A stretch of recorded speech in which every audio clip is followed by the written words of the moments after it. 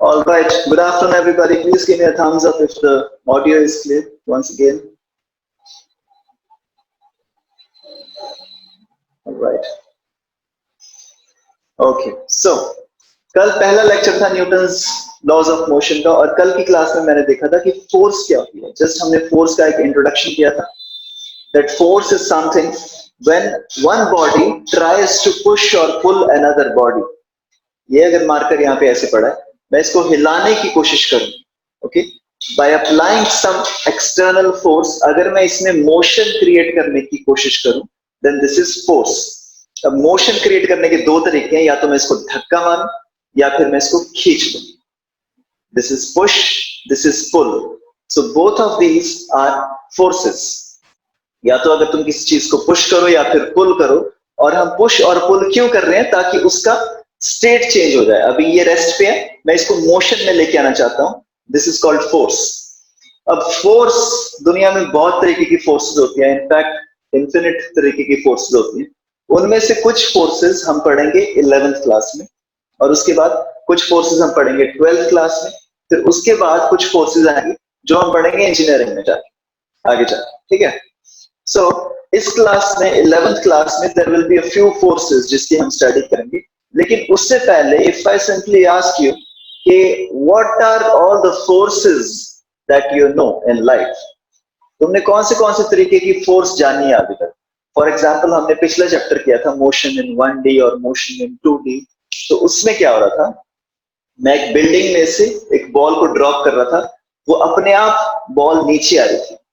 अब ये जो बॉल, अगर अपने आप ये बॉल नीचे आ रही है, that means there is a force. Okay, there is some force which is pulling this ball down. Because ideally vacuum में क्या होगा, अगर तुम वैक्यूम चैम्बर में चले जाओ, तुम अगर इसको छोड़ोगे ये वहीं पे रुक जाएगा. मार्कर को जैसे छोड़ा ये यहीं पे रुक जाएगा. लेकिन पिछले चैप्टर में मैंने क्या देखा, पिछले चैप्टर में मैंने देखा कि जैसे मैंने मार्कर को छोड़ा वो अपने आप नीचे आ रहा है. मतलब there is some force, नीचे कोई ना कोई फोर्स है जो इसको नीचे खींच रही है. और वो हमने देखा था, वो फोर्स क्या है कि ये अगर अर्थ है और अर्थ के ऊपर से मैंने ये बॉल को ड्रॉप किया, तो ये जो अर्थ है ये हर ऑब्जेक्ट को अपनी तरफ खींचता है. ये हर ऑब्जेक्ट को अपनी तरफ खींचता है. और इस फोर्स को हम बोल रहे थे ग्रेविटेशनल फोर्स. इसको मैं बोल रहा था ग्रेविटेशनल फोर्स ऑफ अर्थ. इसी तरीके से अगर तुम कोई और फोर्स के बारे में सोच के देखो, मान लो you have two magnets. Okay, let's say you have two magnets. This is magnet 1. ये मेरा हाथ magnet 1 है. ये लगा लो, इसका नॉर्थ पोल है, ये साउथ पोल है. ठीक है. तो मैं इन दोनों को जब साथ में लेके आऊंगा तो अभी ये आपस में मिले नहीं होंगे, लेकिन ये पहले ही खींचने लग जाएंगे एक दूसरे को, है ना. तो मतलब ये पहले ही एक दूसरे को खींचने लगे. That means there is another force called magnetic force. ठीक है. जैसे ग्रेविटेशनल फोर्स है, ऐसे एक मैग्नेटिक फोर्स है. अब तुम एक तीसरा केस लगा के देखो. यहाँ पे एक कार खड़ी है, यहाँ पे एक कार खड़ी है, उसको मैंने धक्का मारना स्टार्ट कर दिया, तो मैंने उस पर फोर्स लगाई और वो कार आगे मूव करनी स्टार्ट कर दी. तो इसको हम क्या बोलेंगे? This is mechanical force. तो तुमने देखा कि कुछ एग्जांपल्स हैं फोर्स की कि जिसमें तुमने ऊपर से चीज को छोड़ा वो नीचे आ गई, या फिर मैग्नेट आपस में जुड़ गए, या फिर तुमने किसी चीज को धक्का मारा वो आगे चल पड़ी. हर केस में एक बॉडी दूसरी बॉडी पे कुछ फोर्स लगा रही है ताकि उसका स्टेट ऑफ मोशन चेंज हो जाए. अगर वो रेस्ट में है तो वो मोशन में आ जाए, अगर वो मोशन में है तो वो रेस्ट में आ जाए. ठीक है. सबसे पहले तो इतनी चीज अगर क्लियर है तो तुम डिस्टिंक्टली नोटिस कर पा रहे होगे कि जो भी मैं फोर्सेस की बात कर रहा हूं, चाहे ग्रेविटेशनल फोर्स है, चाहे मैग्नेटिक फोर्स है, चाहे मैकेनिकल फोर्स है, चाहे रोप की फोर्स है, या फिर कॉन्टैक्ट फोर्स है, ऐसी बहुत सारी फोर्सेस हैं. इनको अगर हम ब्रॉडली क्लासिफाई करने की कोशिश करें, ब्रॉडली मतलब मोटा मोटा अगर इनको क्लासिफाई करने, so these forces can be divided into two parts. One is the non-contact forces.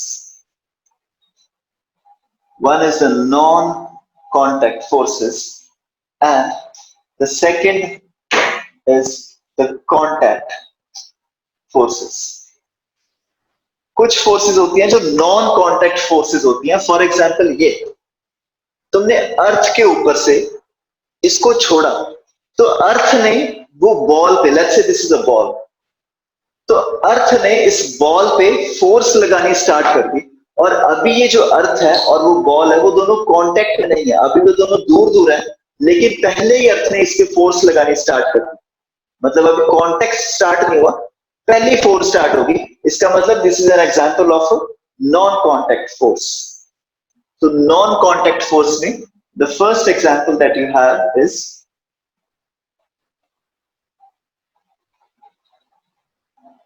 gravitational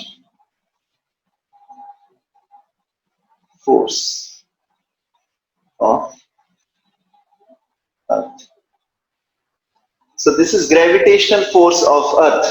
ये जरूरी नहीं है कि ये अर्थ की ग्रेविटेशनल फोर्स ही होगी, ये जुपिटर की फोर्स भी हो सकती है, मून की फोर्स भी हो सकती है, सैटर्न की फोर्स भी हो सकती है। तुम किसी भी प्लेनेट पे जाओ, कोई भी जो गोल ऑब्जेक्ट है उस पे there will be some force which will be pulling all the objects towards itself। उसको हम बोलते हैं gravitational force of any planet।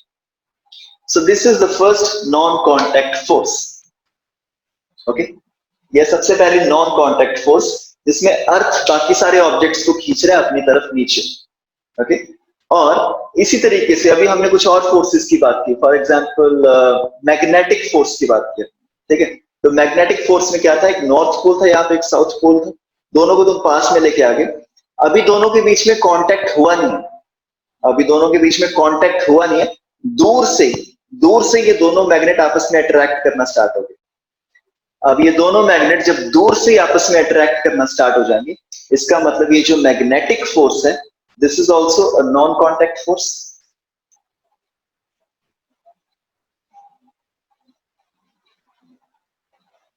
Magnetic force is a non contact force.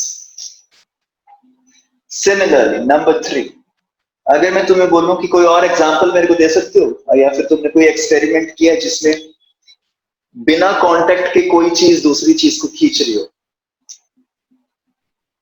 Okay, so one very classic example of this is the electrostatic force। I'm sure तुम्हारी science की books में 7th 8th class में वो experiment होता हुआ, the hair comb experiment। You have a plastic comb in your hand and you rub it with your hair। So when you rub this comb with your hair, so what happens is, let's say this is the comb, so this is the comb। Okay, इसको मैं comb की तरह बना देता हूँ। Let's say this is the comb like this। Okay, so this is the comb। This comb is made up of molecules and atoms। तो इसका जो सरफेस है, बिल्कुल यहाँ पे सरफेस पे, यहाँ पे there are molecules and atoms, बहुत सारे यहाँ पे मॉलिक्यूल्स और एटम्स हैं। और जो इसका एंड वाला एटम होगा, लेट्स से मैं लास्ट वाले एटम की बात करूं, वो एटम कुछ ऐसा होगा, this is the nucleus, these are electrons, these are electrons. तो जब तुम इसको रब करते हो, जब तुम इसको रब करते हो तो इसका ये जो इलेक्ट्रॉन होता है वो निकल के तुम्हारे बालों में आ जाता है। ये वाला जो फाइनल लास्ट वाला इलेक्ट्रॉन होता है वो निकल के तुम्हारे बालों में आ जाता है। कभी कभी तभी तभी तुम्हें लगता होगा कि तुम्हें करंट मार रहा है रात को, यू नो, सर्दियों में when you have this blanket over you, और एकदम से तुम ब्लैंकेट को जोर से हटा दो झटके से। तो अगर तुम झटके से अपने ब्लैंकेट को हटाओगे अपने ऊपर से, तो क्या होगा, अगर it's a woollen silk blanket, तो क्या होगा, वो जो सिल्क के सबसे बाहर वाले इलेक्ट्रॉन है वो सिल्क में से निकल के तुम्हारी बॉडी में आ जाएंगे और तुम्हें छोटा सा शॉक लगता है वहां पे। यस, तो जब भी तुम झटके से ब्लैंकेट को हटाते हो, वो झटके की वजह से फ्रिक्शन प्रोड्यूस होता है, फ्रिक्शन की वजह से बाहर वाला इलेक्ट्रॉन निकल जाता है, बाहर वाला इलेक्ट्रॉन तुम्हारी बॉडी में आता है और तुम्हें शॉक लगने का पॉसिबिलिटी है। सेम इज द केस, इस कॉम्ब को जब तुम अपने हेयर के साथ रब कर रहे हो, so your hair attract the electrons of the comb and this comb becomes positively charged. This comb becomes positively charged, और इस टाइम पे जब तुम इस कॉम्ब को किसी प्लास्टिक के पेपर के पास लेके आओगे, okay, let's say you have bits of paper here like this। Okay, you have small bits of paper like this। Okay, और इसके पास जब तुम कॉम्ब को लेके आओगे, now because the comb is positively charged, it will start to attract the neutral pieces of paper। Please give me a thumbs up अगर ये तुमने ऑलरेडी पढ़ रखा है या फिर तुम्हें ये समझ में आ गया था। Okay, all right, so we have Manan, please unmute yourself।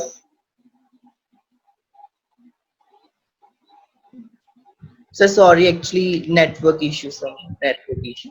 Okay, I'm sorry Manan, आप आज नहीं join कर पाओगे. So I'll send you the video. You can watch the video, or you can come for tomorrow's class. Okay? I'm extremely sorry, Manan.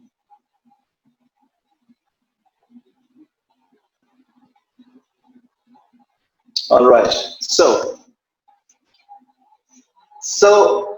electrostatic force is one more example of non-contact forces.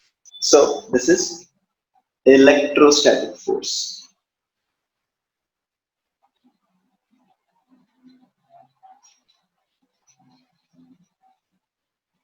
ठीक है जी. तो ये हमारी तीन तरह की forces होती हैं which are non contact forces. Similarly ऐसी कुछ फोर्सेस होती हैं जो कॉन्टैक्ट से प्रोड्यूस होती हैं. ऐसी कुछ फोर्सेस होती हैं जिसमें कांटेक्ट जरूरी होता है. फॉर एग्जांपल अगर मेरे को इस डस्टर को नीचे गिराना है तो मेरे को इसको धक्का मारना पड़ेगा, मेरे को कांटेक्ट में आना पड़ेगा इस डस्टर की, and then only the duster is gonna fall down. So this duster needs a contact push. तो मतलब जो मैकेनिकल फोर्स होती है वो एक कांटेक्ट फोर्स होती है. अब ये मैकेनिकल फोर्स भी अलग अलग तरह की होती है. इसमें हम कुछ फोर्सेस पढ़ेंगे, मैं जस्ट नाम लिख रहा हूं. इस चैप्टर में हम कौन सी फोर्स पढ़ेंगे? कांटेक्ट फोर्सेस में हम पढ़ेंगे नॉर्मल फोर्स, या फिर इसको बोलते हैं normal reaction.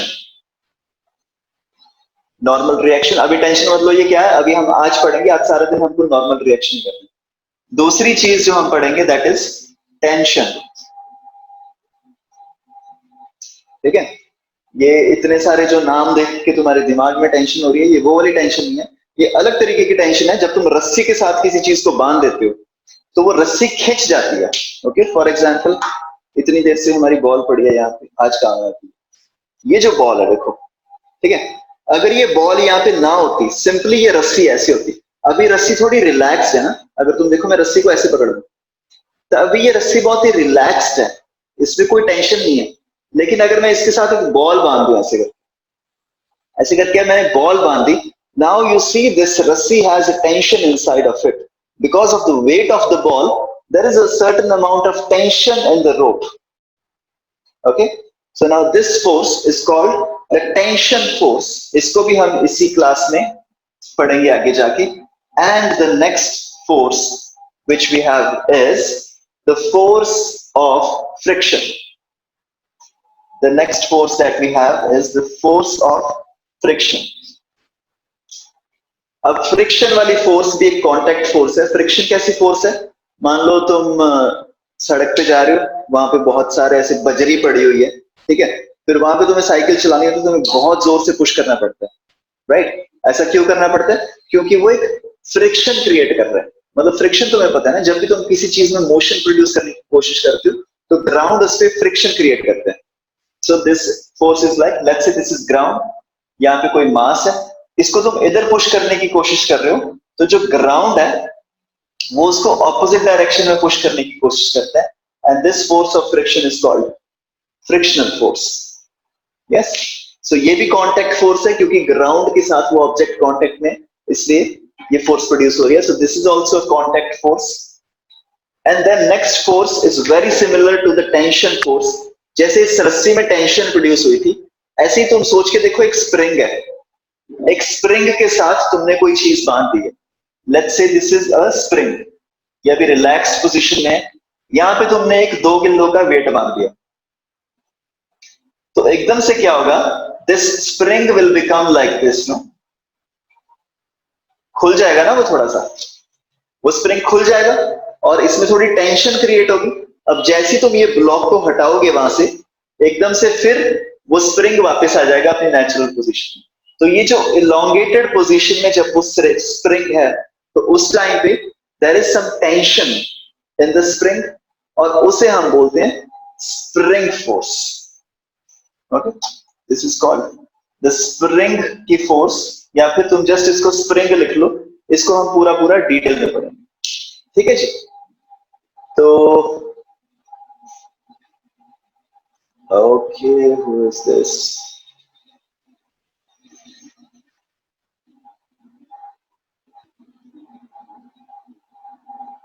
Okay, so this is called the spring force and we'll learn the spring force in detail. तो ये हमारी forces है जो हम इस chapter में पढ़ेंगे, जो हम 11th class में पढ़ेंगे. So we have two types of forces in 11th class. One is the non-contact forces, one is the contact forces. ठीक है, एक होती है नॉन कॉन्टैक्ट फोर्सेस, दूसरी होती है कॉन्टैक्ट फोर्सेस. नॉन कॉन्टैक्ट में अलग अलग तरह की फोर्सेस होती हैं और कॉन्टैक्ट फोर्स में अलग अलग तरह की फोर्सेस होती हैं. Please note it down. हमें इस चैप्टर में बस यही चीजें पढ़नी. पहले हमें देखना है नॉन कॉन्टैक्ट फोर्सेस कौन सी होती हैं, फिर हमें देखना है कॉन्टैक्ट फोर्सेस कौन सी होती हैं. And this is all that we have to study in this chapter. ठीक है, इसको थोड़ा नोट कर लो, फिर हम इसको इंडिविजुअली एक एक करके डिस्कस करेंगे कि what is gravitational force, what is magnetic force, what is electrostatic force, normal reaction क्या होता है, टेंशन क्या होता है, फ्रिक्शन क्या होती है, स्प्रिंग क्या होता है. आज का लेक्चर इज वेरी इंपॉर्टेंट. आज हम फोर्सेस की इंट्रोडक्शन कर रहे हैं. अगर तुम्हें ये इंट्रोडक्शन समझ में आ गई कि कौन सी फोर्स कैसे लगती है, फिर तुम न्यूटन्स लॉज ऑफ मोशन का कोई भी क्वेश्चन हटा दो. ओके, तो इसको एक बार नोट कर लो, then will start to discuss these forces individually.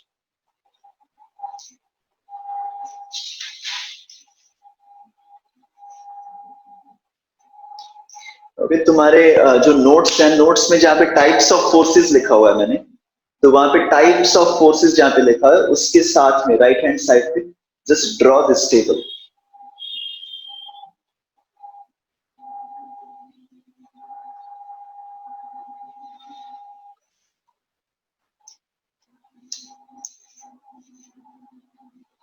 Okay, तो ये वाली जो फोर्सेस हैं इनको ऐसे इसी सीक्वेंस में याद रखना. नॉन कांटेक्ट में ग्रेविटेशनल, मैग्नेटिक, इलेक्ट्रोस्टैटिक, फिर कांटेक्ट में we have normal reaction, tension, friction, spring. इसी सीक्वेंस में इसको याद रखना. हम इसी सीक्वेंस में इसको पढ़ेंगे. ठीक है जी, इसी सीक्वेंस में will learn this. And the very first force that we have is the gravitational force of earth. The gravitational force of earth के बारे में अब हम पढ़ना स्टार्ट करेंगे. And what is the gravitational force of Earth? The concept is very simple. तुम्हें पता ही है अर्थ है. अर्थ के ऊपर कोई भी चीज पड़ी हो यहाँ पे मास m की, तो उसे जो अर्थ है वो अपने सेंटर की तरफ अट्रैक्ट करता है. ये जो फोर्स होती है, this is called the gravitational force of अर्थ. और इसकी वैल्यू कितनी होती है? ग्रेविटेशनल फोर्स ऑफ अर्थ की जो वैल्यू होती है, this force is equal to g, that is the gravitational constant. फिर ये जो अर्थ का मास होता है m, फिर ये जो छोटे वाले ऑब्जेक्ट का मास होता है m, अपॉन जो इन दोनों के बीच का डिस्टेंस होगा r square.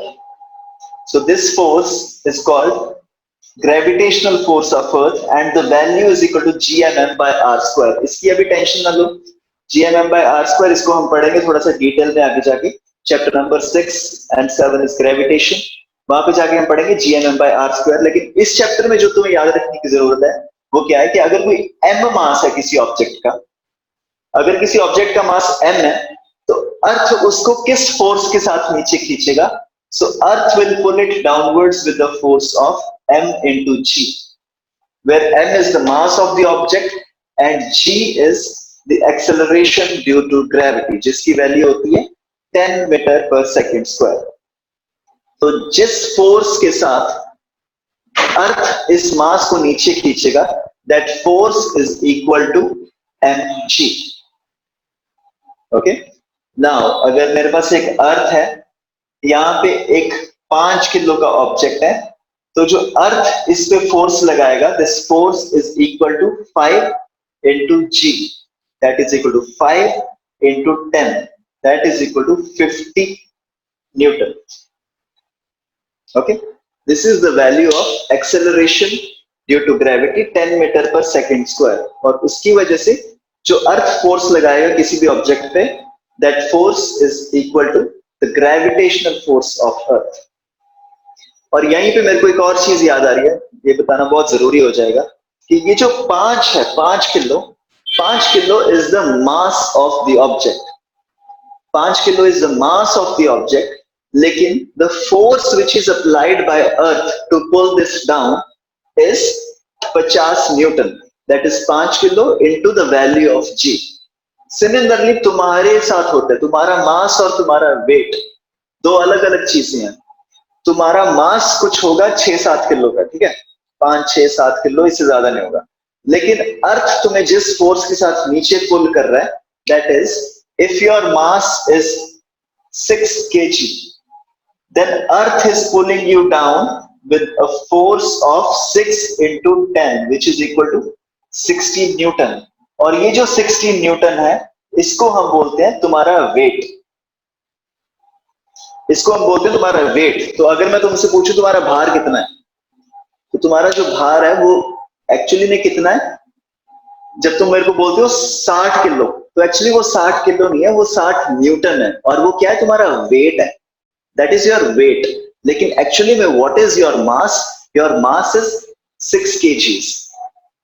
अब ये 6 kg को अगर मैं 10 के साथ मल्टीप्लाई कर दूं, तो उतनी फोर्स के साथ earth is pulling you down and that is your weight. तो यहां पे your weight is a vector quantity. Your weight is a vector quantity because weight is a force by which earth is pulling you down, but your mass is a scalar quantity.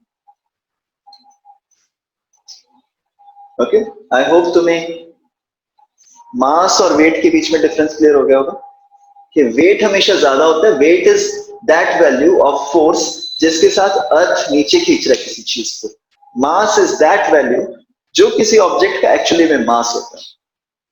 या तो अगर मैं बोलूं कि जाओ 2 kilo सब्जी ले आओगे यहाँ से जाके, ठीक है, तो मैं बेसिकली तुमसे कितना मास मंगवा रहा हूँ? I am asking you to bring 0.2 kg of potatoes. मैं तुम्हें बोल रहा हूँ कि 0.2 kg पोटैटोज ले आओ, 0.2 kg पोटैटोज ले आओ। लेकिन जो तुम एक्चुअली में लेके आते हो, तुम इसको 10 से मल्टीप्लाई करके लेके आते हो, तुम 2 न्यूटन, तुम उतने पोटैटोज लेके आते हो जिसको अर्थ 2 न्यूटन फोर्स के साथ नीचे खींच रहा है। लेकिन जो तुम लेके आए हो उसका मास कितना है? 0.2 kg। ओके, तो जहां पे भी तुम्हारे नोट्स में लिखा है ग्रेविटेशनल फोर्स, उसके साथ में ये सारी कहानी लिख लो, what is mass, what is weight, all these things.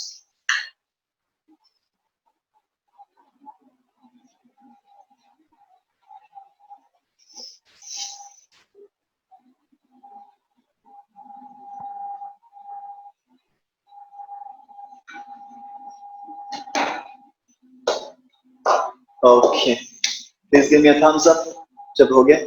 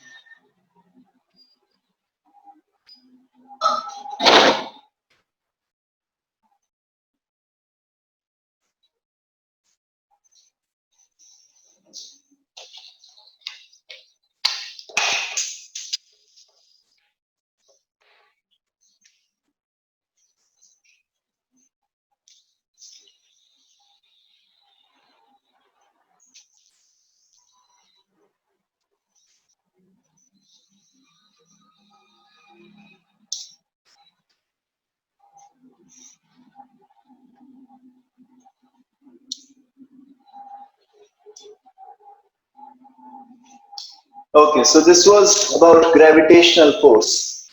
And next what we have is magnetic force. What we have next is magnetic force. Now, तो आप लोगों के लिए मैं अलग अलग मैग्नेट्स ले आया, अलग अलग रंगों के, ठीक है जी। तो मेरे हाथ में कुछ मैग्नेट्स हैं, और अगर तुम देखो ये मैग्नेट्स साथ में चिपके हुए हैं। एक्चुअली में ये अनस्टेबल होने चाहिए थे, लेकिन ये साथ में चिपके हुए हैं। ये क्यों साथ में चिपके हुए हैं? Because there is a certain force, या तो वो अट्रैक्ट कर रहे हैं आपस में या फिर वो रिपेल कर रहे हैं। Now if I have these two magnets and I try to bring them close, तो अभी ये आपस में इन्होंने टच करना स्टार्ट नहीं किया, ठीक है, अभी ये टच नहीं कर रहे, ये थोड़ा सा दूर ही है, but I can feel the force of repulsion. मेरे को मेरे को जोर लग रहा है इनको पास में लेके आने, okay, because maybe they are the same poles. अगर ये ऑपोजिट पोल्स होते तो एकदम से ये जुड़ जाते, ठीक है। तो इसी तरीके से मैं अगर इस तरफ से इनको पास में लाने की कोशिश करूं, there is a force of repulsion. But if this is the opposite part, अगर मैं ऐसे इनको पास में लेके आने की कोशिश करूं तो वो एकदम से जुड़ जाएंगे साथ में, right. So there is a force जो बिना कांटेक्ट के काम करती है, and this force is called the force of repulsion. साइक, please unmute yourself. Yes, sir. साइक, टाइम पता था तुम्हें? 1 बजे था आज। Yes, sir. ओके, क्या हो गया यार, लेट हो गया? सर पहले आया था लेकिन दूसरे नाम से आया था इसलिए वापस लॉग आउट करके लॉग इन हुआ। अच्छा, वो दूसरे नाम से कितने बजे आया था? सर 1:10। ओके, क्यों? सर वो कनेक्टिविटी इश्यूज। ओके,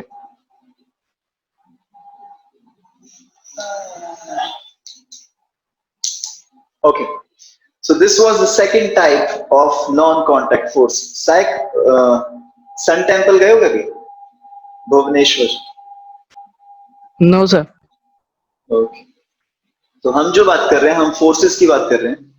तो कुछ फोर्सेस होती हैं जिसमें तुम्हें कांटेक्ट की जरूरत होती है। मान लो मुझे किसी चीज को धक्का मारना है, उसमें मेरे को उस पर कांटेक्ट लगाना पड़ेगा, तभी वो आगे बढ़ेगा। या फिर अगर मेरे को किसी चीज को, इस टेबल पे लैपटॉप पड़ा है, उसको मेरे को गिराना है, तो मेरे को उसको धक्का मार के गिराना पड़ेगा। This is a contact force. But there are some forces जिसके लिए मेरे को कांटेक्ट की जरूरत नहीं होती। These are called non contact forces. For example the gravitational force. अगर अर्थ है, अर्थ के ऊपर कुछ भी है, इसको मैं यहाँ से छोड़ दूं तो वो अपने आप नीचे गिर जाएगा। That means there is this earth which is pulling this object down without any contact. So this is a non-contact force which is called the gravitational force of contact. और इसी में हम दूसरी वाली चीज अभी डिस्कस कर रहे हैं, that is the magnetic force. अगर तुम्हारे पास 2 मैग्नेट्स हैं तो उनको अगर तुम पास में लेके आओ तो या तो वो बहुत ही आपस में खींचने लग जाएंगे या फिर वो आपस में रिपेल हो जाएंगे। So this magnetic force is also a non-contact force. So when I used to travel, आज से 3-4 साल पहले I was living my life on a motorcycle. So I was on my motorcycle all the time. मेरे पास एक tent था और मेरे पास कुछ खाने पीने का सामान होता था और कुछ पैसे होते थे, and I was traveling like gypsies. So there was a time के I reached this state called Odisha. Odisha में there was this capital of the state called Bhubaneswar. वहां से कुछ 50-60 किलोमीटर दूर I saw this amazing place called Sun Temple. Okay, उसको कुछ लोग कोणार्क बोलते हैं, कुछ ऐसा वैसा कुछ नाम है उसको, मेरा नाम नहीं याद। But this temple was a very beautiful temple. उसके बाद मैंने जब घर पे आके पढ़ा उसके बारे में, it was built in some 1300s or something. Now what this temple is, it's an amazing temple, तुम जब अंदर जाओगे, it looks like a very normal South Indian temple. उसमें तुम जाओगे तो तुम्हें कुछ भी खास नहीं लगेगा, बड़ा सिंपल सा टेम्पल है, थोड़ा सा आर्किटेक्चर है वही, बाहर हाथी घोड़े बने हैं, ठीक है। उसके बाद लेकिन जैसे तुम उस टेम्पल के अंदर जाने लगते हो, जो मेन वाला टेम्पल है, ठीक है, जैसे हम मंदिर बनाते कैसे कि तुम कमरा बना देते हो, फिर एक चैम्बर बना देते हो, उस चैम्बर पे तुमने कुछ स्टैचू रख दिया, ठीक है, वो तुम्हारे हो गए भगवान, ठीक है। इस तरीके से एक मंदिर बनता है। लेकिन वहां द स्पेशलिटी वाज, ये जो स्टैचू था ये एक कमरे में था, उस कमरे के अंदर जाना अलाउड नहीं था। तुम ऐसे देख सकते हो, you can peep inside the room but it's not allowed to go inside. और जब तुम उसको देखते हो, अंदर वो जो मूर्ति है, जब तुम उसको देखते हो, वो मूर्ति किसी चीज पे रखी नहीं हुई, वो किसी चीज पे रखी नहीं हुई है मूर्ति, वो कमरे के बिल्कुल बीच में है, ऐसे वो बीच में खड़ी है मूर्ति, ठीक है। और हर साल जब इंटरनेशनल डे ऑफ योगा होता है 21 जून को, 21 June is the day when the sun is at the highest altitude earth के हिसाब से, उस दिन द फर्स्ट सनलाइट की जो रे है वो सीधा आके वो मूर्ति पे पड़ती है। इस तरीके से उन्होंने एंगल्स कुछ सेट किए हुए हैं। But the thing which fascinated me was, जो मुझे सबसे अमेजिंग चीज लगी कि जब तुम उसके अंदर देखते हो, तुम जो रूम के अंदर देखते हो, so this statue is hanging inside the room, ठीक है। पहले मैंने बड़ा अच्छे से देखा उसको, मुझे लगा कुछ रस्सियां वस्सियां बांध रखी होंगी, कुछ इनविजिबल रस्सियां होंगी, जैसे जादूगर करते हैं ना आजकल, तो पत्ते वत्ते निकाल देते हैं, तोता वोता निकाल देते हैं, तो उन्होंने क्या किया, धागे वागे बांध रखे होते हैं बहुत ही पतले पतले से, ओके। तो वो धागे हमें दिखते नहीं है, तो हमें ऐसा लगता है कि यार ये एकदम से कैसे हवा में से कैसे कोई चीज निकल के आ गई। वो बेसिकली उनके अंदर ही होती है, शर्ट वगैरह में होती है, वो धागा हमें दिखता नहीं है, so we feel like this is magic. तो वहां पे when you go, the first feeling that you will have is you will feel that this is magic because something is just hanging inside the room without any supports. Lekin uske baad when you research this whole thing, you will realize what they have done is the concept. What they have done is, let's say this is the statue of the god. तो इसको अगर तुम ऐसे रख दोगे कमरे के बिल्कुल बीच में, तो अपने आप वो नीचे आएगा, क्योंकि नीचे इतना बड़ा अर्थ है और वो अर्थ बहुत ज्यादा फोर्स के साथ इसको नीचे खींच रहा है. तो इन्होंने कॉन्सेप्ट क्या लगाया, जो ऊपर जो दीवार थी, पत्थर की दीवार वो बनी हुई है, ऊपर जो सीलिंग है, उस रूम की सीलिंग है, उसमें एक 52 टन का मैग्नेट डाल रखा है. Please mind my words, this is 5200, 5200 kg का एक मैग्नेट ऊपर वाली सीलिंग में डाल रखा है, और उसका वेट इस तरीके से डिसाइड किया गया, इतनी प्रिसीजन के साथ उसको वहां पे डाला गया, that the force with which earth attracts this statue becomes equal to the force with which the magnet attracts the statue. एक बीच में स्टैचू है, नीचे है अर्थ, ऊपर है मैग्नेट. दोनों का मास इस तरीके से डिसाइड किया गया कि जिस फोर्स के साथ अर्थ स्टैचू को नीचे खींच रहा है और जिस फोर्स के साथ वो मैग्नेट इस स्टैचू को ऊपर फेंक रहा है, these two forces become equal and opposite. F और F कट गया. Net force on the statue is 0.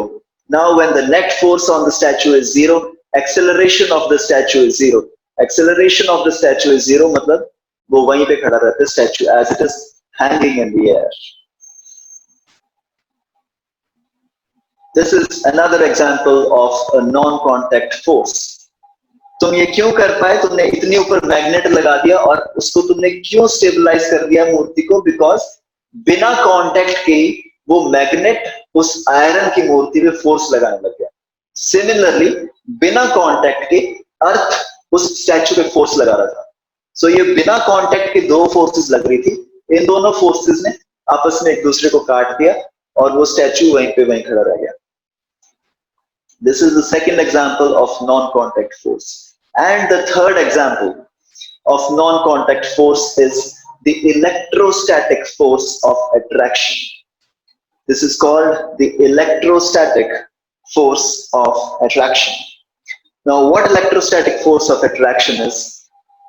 Atoms होते हैं. हमने atoms के बारे में पढ़ा कि atom एक चीज होती है. It's the basic element in the nature कि मतलब उसको और तोड़ा नहीं जा सकता एटम को आगे. लेकिन ये कुछ एटम्स होते हैं जो काफी अनस्टेबल होते हैं. इनका कुछ एटॉमिक स्ट्रक्चर होता है. एटम के कुछ शेल्स होते हैं. आप लोगों ने सुने होंगे एटम्स के शेल्स. पहले शेल में 2 इलेक्ट्रॉन होते हैं, फिर दूसरे शेल में 8 इलेक्ट्रॉन्स होते हैं, फिर तीसरे शेल में कुछ इलेक्ट्रॉन्स होते हैं. Have you heard this? Please give me a thumbs up if you know this. Yes sir. Alright, very good. So जो एटम होता है उसके शेल्स होते हैं, और ये सर्टेन है कि जो पहला शेल होगा उसमें कुछ इलेक्ट्रॉन्स होंगे, दूसरा शेल होगा उसमें कुछ इलेक्ट्रॉन्स होंगे. Now what this atom is, अगर दूसरा शेल है, मान लो ये एक एटम का न्यूक्लियस है, उसके जो पहला शेल है उसमें 2 इलेक्ट्रॉन्स होते हैं. मान लो यहाँ पे 2 इलेक्ट्रॉन नहीं है, यहाँ पे एक ही इलेक्ट्रॉन है, तो ये बन गया तुम्हारा हाइड्रोजन एटम. तो लेकिन तुम देखो पहले शेल में होने चाहिए 2 इलेक्ट्रॉन, लेकिन है इसके पास 1 इलेक्ट्रॉन. तो ये बंदा बहुत ही अनस्टेबल रहेगा अपनी जिंदगी में. ठीक है, तो ये हमेशा किसी ऐसे इंसान को ढूंढता रहेगा जिसको 1 इलेक्ट्रॉन की जरूरत है. ठीक है, तुम समझ रहे हो, ये थोड़ा सा अनस्टेबल है. ये ऐसी स्टेट में जाना चाहता है कि ये या तो किसी से 1 इलेक्ट्रॉन ले ले या फिर किसी को 1 इलेक्ट्रॉन दे दे. तो वो क्या करता है, वो अपने ही जैसे एक और हाइड्रोजन एटम को ढूंढ लेता है जो इसी की तरह अनस्टेबल है. इसके पास भी 1 ही इलेक्ट्रॉन है. तो ये दोनों हाइड्रोजन के जो एटम्स है वो मिलके बना देते हैं H2 का मॉलिक्यूल. अब ये स्टेबल हो गया. अब इनके शेल दोनों के पूरे हो गए. इन्होंने जिसको कुछ देना था उसने दे दिया, जिसको कुछ लेना था उसने ले लिया. Now this H2 is stable. अब इसके बाद ये किसी और H के साथ ज्यादा कंबाइन नहीं करेगा, क्योंकि now this thing is stable. Okay, अब because every atom wants to become a stable atom, इसलिए every unstable atom attracts another unstable atom, और ये जो attraction होता है ये दूर से ही होना स्टार्ट हो जाता है. For example, okay, I want to give you a proper example. For example, you have salt. ठीक है, salt सुना ना तुमने, NaCl जो समुद्र में से निकलता है. So this Na is sodium, इसको हम सोडियम बोलते हैं. इसका एटॉमिक स्ट्रक्चर होता है 281. तो इसमें अगर ये न्यूक्लियस है तो पहले शेल में इसके 2 इलेक्ट्रॉन्स होते हैं, दूसरे शेल में इसके होते हैं 8 इलेक्ट्रॉन्स, लाइक दिस. यहां तक स्टेबल है. लेकिन इसके पास एक तीसरा शेल होता है जिसमें एक इलेक्ट्रॉन है, इसमें एक ही इलेक्ट्रॉन है.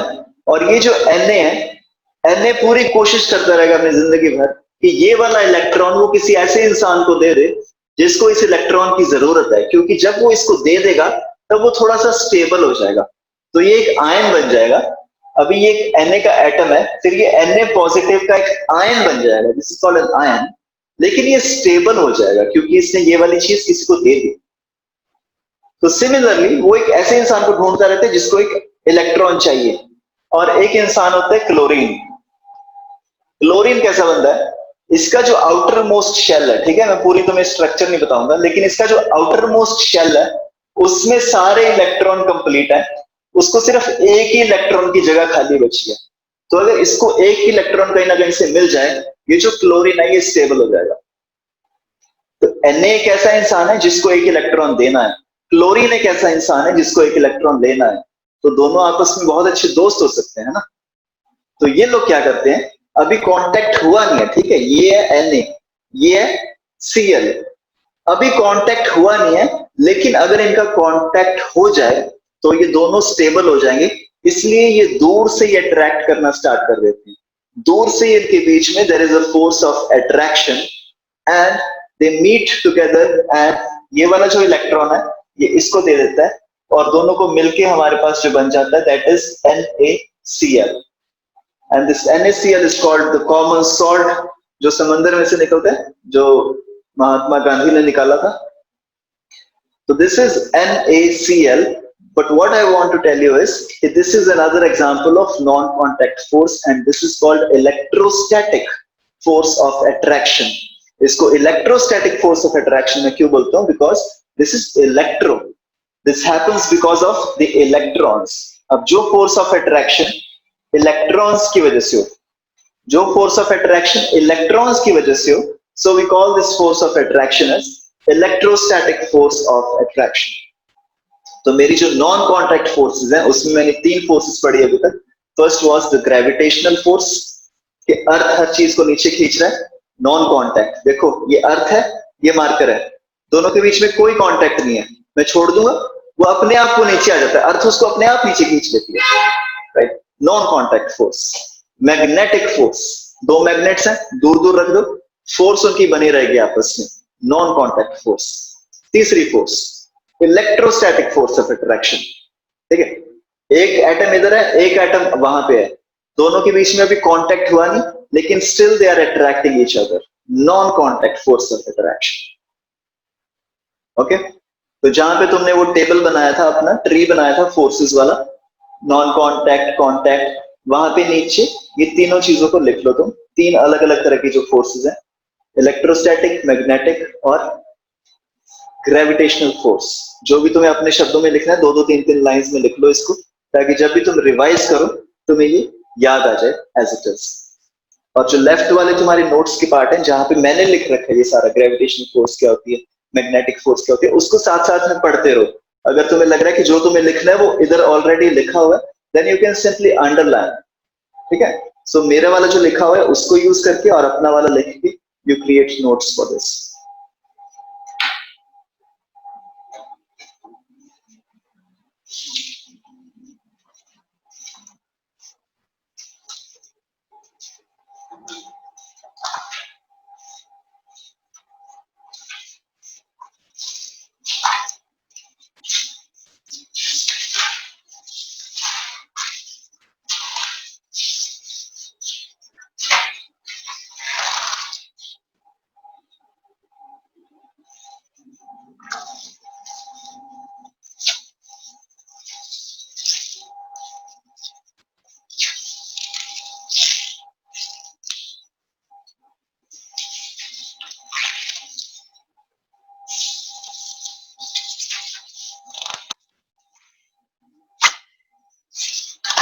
ओके, तो जहां पे लिखा है concept of free body diagram, concept of free body diagram,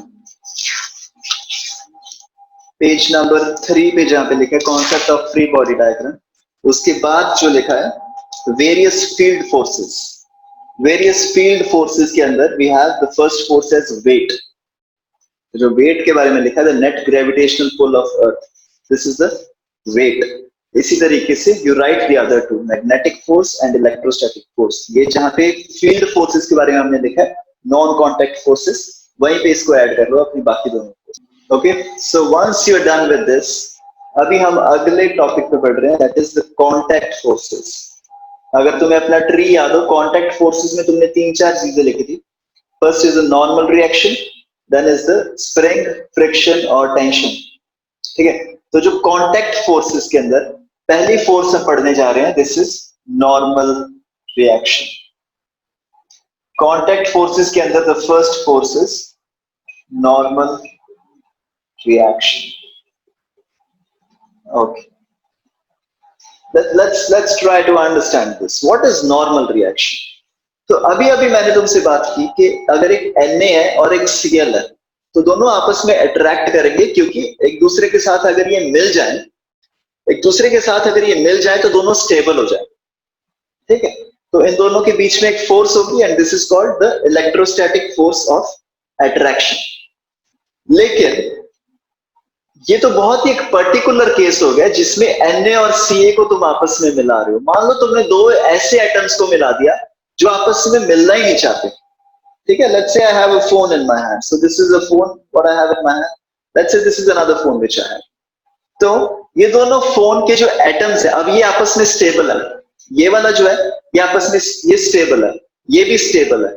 तो मैं क्या करूंगा, अगर मैं इन दोनों को मिलाने की कोशिश करूं, अगर मैं दोनों को मिलाने की कोशिश करूं, तो कोई भी फोर्स ऑफ अट्रैक्शन नहीं लगा यहाँ पे, क्योंकि ये दोनों आपस में मिलना ही नहीं चाहते, because both of these guys are stable. तो एक्चुअली में ये स्टेबल है, लेकिन अगर तुम इनको बिल्कुल ही पास में ले आओगे, तुम बिल्कुल इनको कांटेक्ट में ले आओगे, तो जब ये कांटेक्ट में आ जाएंगे, they will start pushing each other. Okay okay, थोड़ा सा ध्यान से सुनना। लेट्स से एक बॉल है ए, एक बॉल है मेरे पास बी। अब ये जो बॉल है ए, ये स्टेबल है, ये जो बी बॉल है ये भी स्टेबल है। तो जब ये मिल गई बॉल्स, तो एक्चुअली में वो स्टेबल है, वो एक दूसरे के साथ मिलना चाहती नहीं है। तो ये जो ए वाली बॉल है वो बी को धक्का मारेगी, और वो बी को धक्का मारेगी इस direction. So this is the force applied by this ball A on B.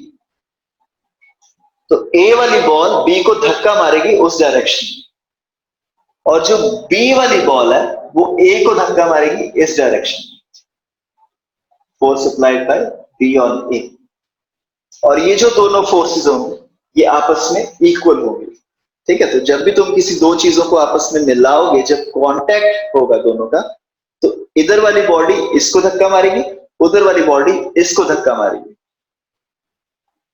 Okay, I hope this is clear. This was the very simple definition of a normal reaction. ठीक है, जब भी कोई चीज आपस में मिलती है तो वो दूसरी चीज को धक्का मारती है। मतलब जब भी कोई दो बॉडीज कांटेक्ट में आती हैं, they try to push each other. और ये आपस में पुश किस तरीके से करती है? So this push is always normal to the point of contact. This push is always normal to the point of contact. इसका मतलब क्या है? मान लो मेरे पास एक सर्कल है, मैं तुम्हें दो पॉइंट दे दूं A और B, और ये बना दी हमने कॉर्ड, ये दोनों की कॉर्ड बन गई। इसका अगर मैं तुम्हें बोलूं एक परपेंडिकुलर बाइसेक्टर बना दो, तो तुम मिड पॉइंट देख लोगे, वहां से एक ऑल्टीट्यूड खींच लोगे, तो इसका जो परपेंडिकुलर बाइसेक्टर है that will pass through the center. First of all, give me a thumbs up. Is this much okay? इसमें कोई इश्यू नहीं है? Perpendicular bisect of a chord passes through the center. Okay, no problem in this. All right. अब ये तो था A और B। मान लो मैं A B को थोड़ा सा छोटा कर दूं, A B को मैं थोड़ा सा छोटा कर दूं, मैं बोल दूं ये रहा A B। तो अब इनका जो परपेंडिकुलर बाइसेक्टर होगा वो भी O में से पास करेगा। अगर AB को मैंने और छोटा कर दिया, अभी परपेंडिकुलर बाइसेक्टर O में से पास करेगा। अब अगर छोटा करते करते बिल्कुल ये एक पॉइंट ही रह गया, A और B एक ही पॉइंट पे आ गए, मतलब A ही रह गया सिर्फ।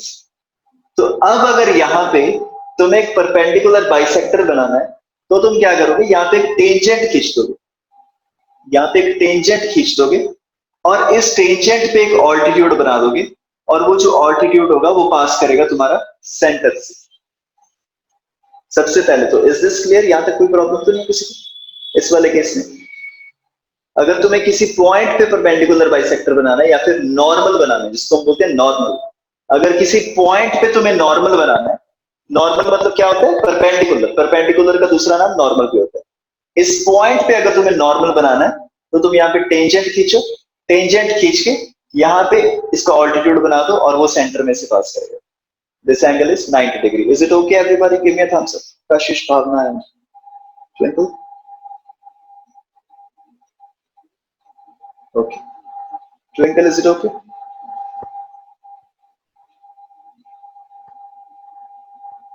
ओके, सो नाउ अब यहाँ पे कोई दो बॉल्स हैं, एक बॉल है ये, दूसरी बॉल है। सबसे पहले ये दोनों बॉल्स आपस में कांटेक्ट में है। Now this balls are in contact, मतलब जो ए वाली बॉल है वो बी पे धक्का मारेगी और बी वाली बॉल ए पे धक्का मारेगी। तो ए वाली बॉल जब बी पे धक्का मारेगी तो इस पॉइंट पे धक्का मारेगी, इस पॉइंट पे धक्का मारेगी और किस डायरेक्शन में धक्का मारेगी वो चेक करने के लिए मैं क्या करूंगा, यहाँ पे एक बनाऊंगा मैं परपेंडिकुलर, और इस परपेंडिकुलर पे बनाऊंगा मैं एक ऑल्टीट्यूड 90 डिग्री का एंगल बना के, तो ये इसके सेंटर में से पास होगा। तो दिस इज द डायरेक्शन, वो वाली फोर्स जो ए लगाएगा बी के ऊपर। सिमिलरली जो बी फोर्स लगाएगा ए के ऊपर, इसी पॉइंट पे यू ड्रॉ अ टेंजेंट, और टेंजेंट के परपेंडिकुलर जब तुम लाइन बनाओगे तो ये ओ में से पास करेगी। So this is the force which B applies on A. ठीक है, मतलब जहां पे भी दो चीजों के बीच में कांटेक्ट हो रहा है तो वहां पे दोनों चीजें आपस में एक दूसरे को धक्का मारती हैं, और वो धक्का किस तरीके से मारती हैं कि दैट धक्का is normal to the point of contact, that धक्का is normal to the point of contact. If I have to give you an example, okay, this is a circle, इसके ऊपर ये एक ऑब्जेक्ट पड़ा है मास m का, तो ये जो मास m है ये सर्कल के ऊपर एक फोर्स लगाएगा which is the normal force, और इसकी डायरेक्शन क्या होगी, इस पॉइंट पे तुम टेंजेंट खींचो और ये सेंटर में से पास करता हुआ, this is the force applied by the small block on the big round, और इसी के ऑपोजिट ये वाला जो सर्कल है इस पे एक फोर्स लगाएगा इसके ऑपोजिट डायरेक्शन में with the same magnitude. Okay, या फिर तुम लगा दो एक अर्थ है, ये ग्राउंड, ओके, ग्राउंड के ऊपर एक पड़ा है ऑब्जेक्ट ऑफ मास m। अब ये जो मास m है ये अर्थ पे एक फोर्स लगाएगा नीचे की तरफ, this is called the normal reaction, और इसकी डायरेक्शन क्या है, सीधा सीधा नीचे, because this is perpendicular like this, और जो अर्थ है वो इस मास पे एक फोर्स लगाएगा ऊपर की तरफ जिसका मैग्नीट्यूड होगा n। Okay, is this clear? कोई डाउट है किसी को? तो अनम्यूट करके पूछ सकते हो मेरे को, कोई भी चीज अगर विजुअलाइज करने में प्रॉब्लम हो रही है। ओके, थोड़ा सा लिख लो इसको, normal reaction. So normal reaction, point number 1 is it is a contact force. Normal reaction is a contact force. So it is applied in a direction. It is applied in a direction which is normal to the point of contact. It is applied in a direction which is normal to the point of contact. It is applied in a direction which is normal to the point of contact. Okay, so if I have to give you an example, ठीक है, आज यार थोड़ा सा time extra लग सकता है, ठीक है, मैं 3-4 मिनट तुम्हारे एक्स्ट्रा लूंगा आज, so please bear with me. So let's say you have, okay इसको छोड़ो, let's say this is a inclined plane. ये एक इंक्लाइंड प्लेन है, इसको कुछ क्वेश्चंस में वेज बनाया होगा, ठीक है, दिस इज अ वेज. इसके ऊपर एक पड़ा है मास m. तो ये नॉर्मल फोर्स किस तरीके से लगेगी सोच के देखो थोड़ा. ये पॉइंट ऑफ कांटेक्ट ये रहा, this is the point of contact. तो दोनों कांटेक्ट में है, तो सबसे पहले तो एक नॉर्मल फोर्स लगाएंगे, दोनों एक दूसरे के ऊपर एक दूसरे को धक्का मारेंगे, और ये जो धक्का मारेंगे ये किस डायरेक्शन में मारेंगे. ये है पॉइंट ऑफ कांटेक्ट, इसका नॉर्मल क्या है, ये वाला डायरेक्शन. तो ये जो वेज है इसको धक्का मारेगा इस डायरेक्शन में, और ये जो छोटा मास है इसको धक्का मारेगा इस direction. Okay okay, next question है, लेट्स से ये ग्राउंड है, इस ग्राउंड पे एक बॉल पड़ी है और एक और बॉल पड़ी है, ये इसको टच कर रही है.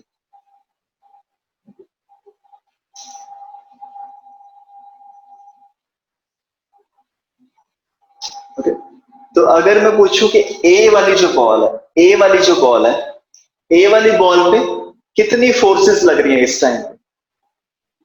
This is ball A, this is ball B, this is ground. तो ए वाली बॉल पे कितनी फोर्सेस लग रही है इस टाइम पे. सबसे पहले तो हम कांटेक्ट फोर्सेस देखते हैं ए वाली बॉल पे. ए जो है वो कांटेक्ट में है बी के और ग्राउंड के. तो जो बी है वो ए को धक्का मारेगा इस तरफ, नॉर्मल रिएक्शन, और जो ग्राउंड है ये भी तो कांटेक्ट है, तो ग्राउंड भी ए को धक्का मारेगा ऊपर की तरफ. This is normal reaction 2, this is normal reaction 1, this is normal reaction 2. तो ये तो होगी कांटेक्ट फोर्सेस. तो इस पे दो तरह की फोर्सेस लग रही हैं ए पे. This is force 1 by B, फिर फोर्स 2 बाय ग्राउंड. सिमिलरली अगर मैं देखूं कि बी पे कौन सी फोर्सेस लग रही हैं, तो एक तो यही वाली फोर्स ए लगाएगा इस पे ऑपोजिट डायरेक्शन में. अब इसका मैग्नीट्यूड सेम होगा बिकॉज इस n1, तो ये भी n1 ही रहेगा. फिर एक ग्राउंड लगाएगा एक फोर्स ऊपर की डायरेक्शन में, इसको क्या लिखूं मैं, n3. ठीक है, ये n2 और n3 सेम नहीं है, n2 और n3 अलग अलग होगा, लेकिन ये n1 और n1 सेम रहेगा क्योंकि एक दूसरे पे ये जो फोर्स लगा रही है दैट विल बी सेम. अब अगर मैं तुमसे पूछूं ग्राउंड पे कौन सी फोर्स लग रही है, तो ग्राउंड पे एक तो ये वाली बॉल फोर्स लगाएगी ए नीचे की तरफ, इसका नाम क्या होगा, n2. ये वाली बॉल जो है ये भी नीचे लगाएगी, इसका नाम क्या होगा, n3. तो ग्राउंड पे भी दो फोर्सेस लग रही है, n2 और n3.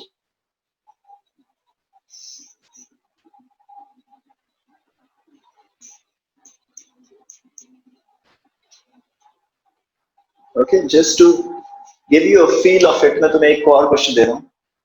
लेट्स से एक रॉक है, ठीक है, एक रॉक है तुम्हारे सामने, और वो रॉक कुछ ऐसे करके है, बल्ज हो गया बाकी. इसके अंदर एक सर्कल अटका हुआ है,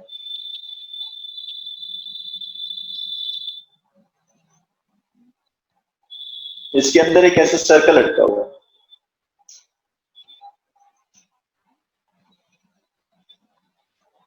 ठीक है जी, इस रॉक के अंदर एक सर्कल आके अटक गया इस तरीके से. तो बताओ इस सर्कल पे कितने तरीके की फोर्सेस लग रही हैं और कितनी फोर्सेस लग रही हैं. तो कांटेक्ट फोर्स हम देख लेंगे, एक ये कांटेक्ट है, एक ये कांटेक्ट है, एक ये कांटेक्ट है, ये कांटेक्ट है, ये कांटेक्ट है, 5 फोर्सेस लग रही हैं. तो एक तो ये वाला जो रॉक का जो कांटेक्ट है वो इधर फोर्स लगाएगा इस पे, n1 सेंटर की तरफ, ठीक है, और ये वाला इधर लगाएगा n2, ये इधर लगाएगा n3, this is n4, this is n5.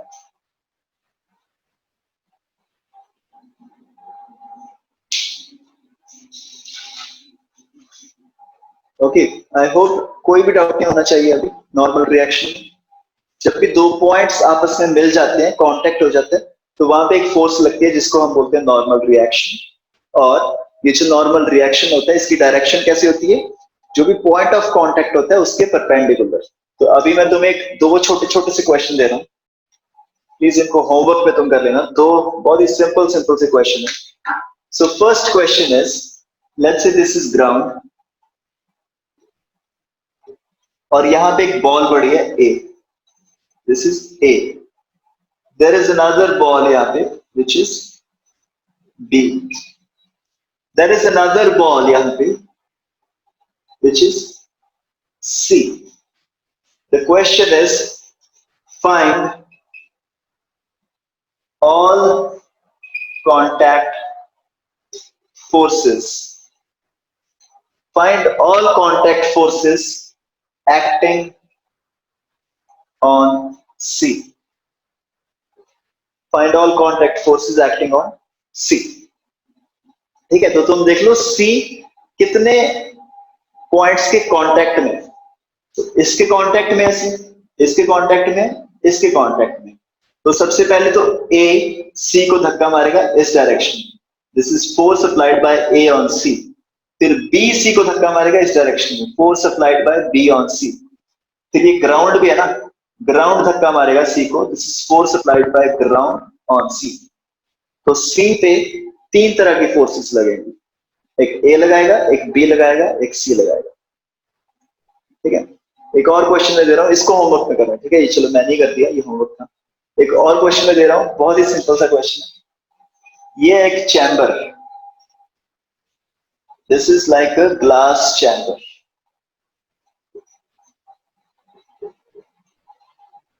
This is like a glass chamber, और यहां पे क्या है, यहां पे एक ना, इसके अंदर एक वुडन लॉग अटक गया। वुडन लॉग अटक गया मतलब क्या है, एक ऐसा वुडन लॉग है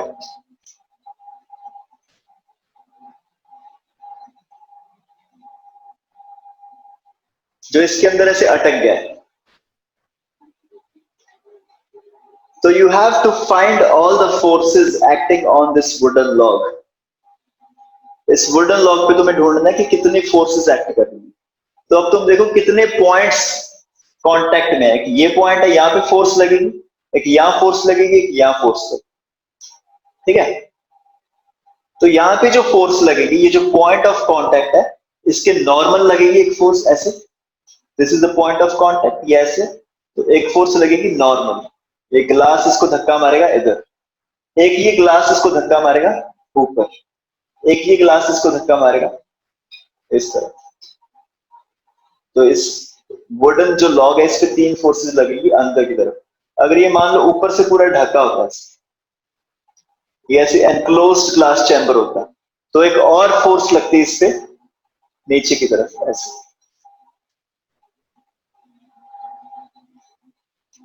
ठीक है जी, so this was the very first contact force. हमने कांटेक्ट फोर्स के बारे में पढ़ा आज।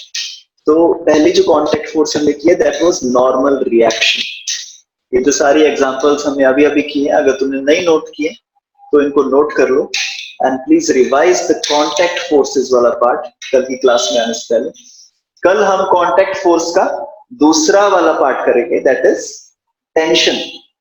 ठीक है, जो स्प्रिंग में हमने अभी टेंशन की बात की थी ना, कि ये जो भी रस्सी है, इस रस्सी में कुछ टेंशन क्रिएट होगी है इसके मास की वजह से। कल हम दूसरा वाला पार्ट करेंगे, what is the tension created in this rope.